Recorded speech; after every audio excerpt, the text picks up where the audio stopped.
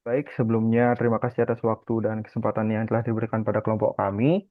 Jadi, pada kesempatan kali ini, kelompok kami akan mempresentasikan, yaitu membuat sebuah mini e-commerce system dengan menggunakan deploying microservice dari Docker atau Kubernetes. Adapun untuk rincian tugasnya dapat dilihat sebagai berikut. Baik, sebelum masuk ke presentasi yang mini e-commerce yang telah kami buat, izinkan kami untuk perkenalan diri. Perkenalkan, saya Gede Krisna Ngaradana dengan NIM akhir 1022, kemudian ada rekan saya. Kenalkan nama saya Ketut Putra dengan NIM akhir 24. Perkenalkan nama saya Putu Bramandita Baskara Udina Putra dengan NIM akhir 1008.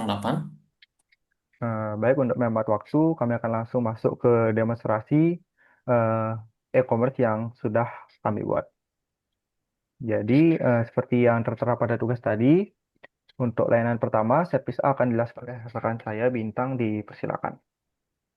Baik, di sini saya akan menjelaskan mengenai servis A. Servis A di sini yaitu digunakan untuk sebagai penyedia data utama yang sudah terhubung dengan database kita yang sudah kita buat di DB Init SQL. Nah, untuk seluruh informasi barang yang dijual. Kode ini juga menggunakan Stata SQL Connector untuk membuka jalur komunikasi ke kontainer MySQL DB. Nah, ketika fungsi getDB connection dipanggil, kita akan mencoba menghubungi database menggunakan kredensial yang tersimpan di environment variable, memastikan keamanan data. Nah, pada endpoint API product, sistem akan menerapkan logika di mana ia mengecek keberadaan parameter kategori di URL. Jika ditemukan, sistem tidak akan mengambil semua data, melainkan mengeksekusi perintah SQL select dengan filter where yang spesifik. Sehingga beban kerja database lebih efisien dan klien mendapatkan data yang lebih relevan.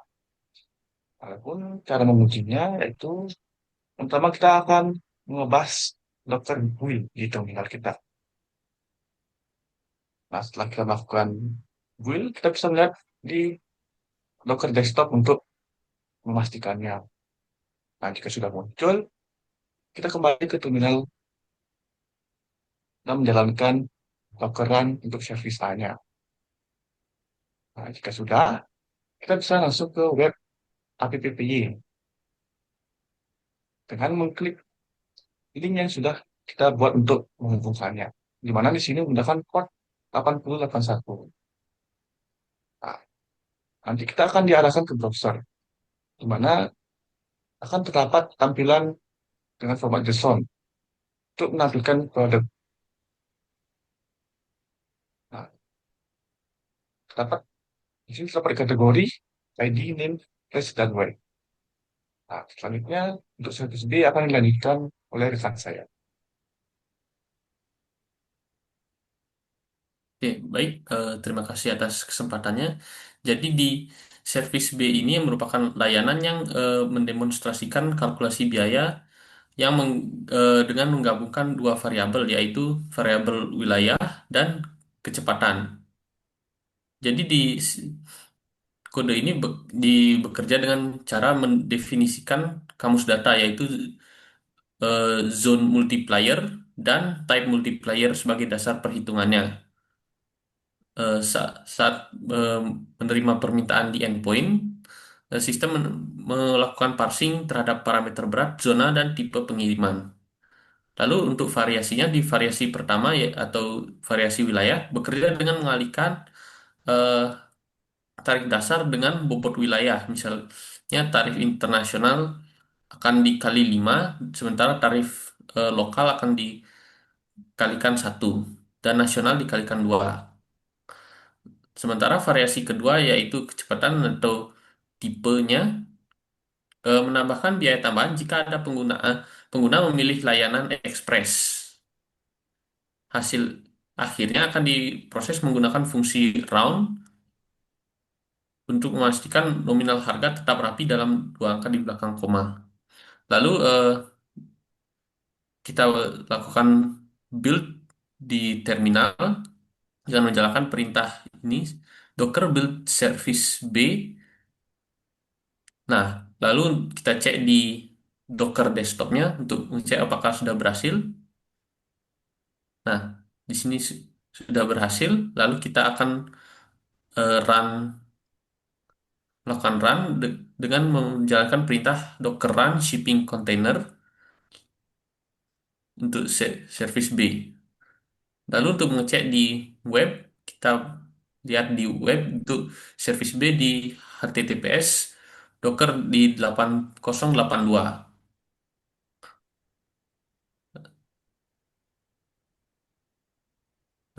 Dan hasilnya terlihat jadi seperti ini untuk eh, shipping service-nya. Baik, demikian oh ya, untuk web 1 seperti ini. Baik, demikian untuk penjelasan untuk service B-nya. Nah, selanjutnya untuk service berikutnya akan dijelaskan oleh rekan saya. Nah, baik, selanjutnya saya akan menjelaskan untuk service C atau di sini kami menyebutnya service diskon.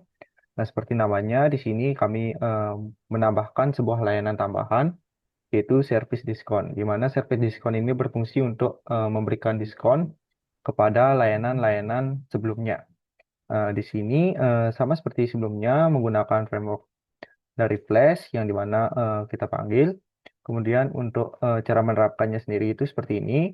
Eh, di sini kami menggunakan dua variasi, yaitu yang pertama variasi untuk logika kupon manual, yang dimana untuk pengertiannya itu manual dan jika kupon terdata akan menampilkan pesan kupon berhasil digunakan dan jika tidak terdata akan menampilkan kupon tidak valid. Kami juga menerapkan variasi kedua untuk fitur diskon ini yaitu deteksi waktu flash sale dan weekend.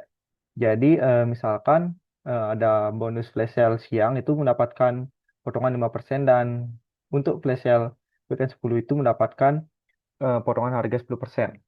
Ini kami gunakan dengan cara perhitungan dari logika matematika di sini. Baik, ini untuk layanan-layanan dari service diskon. Kemudian untuk menjalankannya sendiri itu kurang lebih sama seperti sebelumnya. Pertama kita Docker build terlebih dahulu untuk layanan service C atau service diskon ini. Kemudian setelah kita build, kita run terlebih dahulu Docker run untuk service C ini. Kita tempatkan di port 8083. Kemudian untuk mengecek apakah port ini terdata di data itu dapat masuk ke Docker Desktop dan kita lihat di sini sudah masuk di datanya. Kemudian setelah masuk itu kita eh, tambahkan di web di appy untuk menampilkan dari nanti di tampilan website.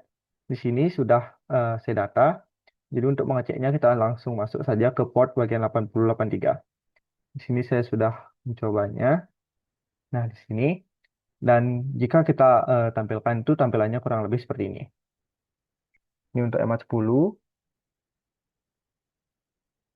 dan ini untuk diskon 50. Nah, di sini berhasil juga. Baik, mungkin itu untuk layanan atau service diskon atau service C. Kemudian kita masuk ke bagian web, yaitu untuk penerapan semua layanan. Jadi untuk menerapkan semua layanan ini dapat kita lihat di bagian ini.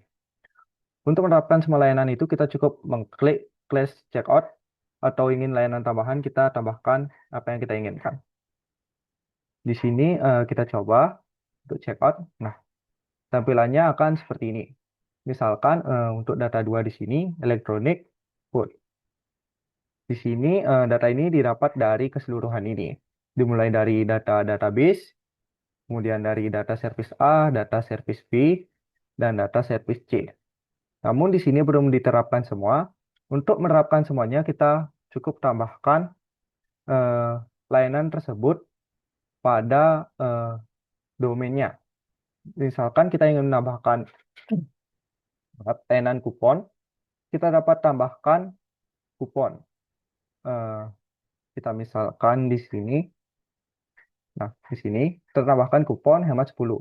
Dia akan otomatis menambahkan fitur kupon atau layanan kupon. Dan kemudian untuk layanan shipping, kita tambahkan tinggal zone, kita pilih yang nasional, di sini nasional, dan untuk type-nya express.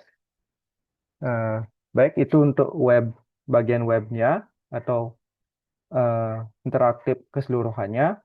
Kemudian sebagai tambahan juga kami di sini membuat sebuah tampilan web sederhana untuk admin panel yang dapat memudahkan kita untuk melihat produk, kategori, harga dasar, dan apa saja tarif atau layanan-layanan yang tersedia dari mini e-commerce yang kita buat.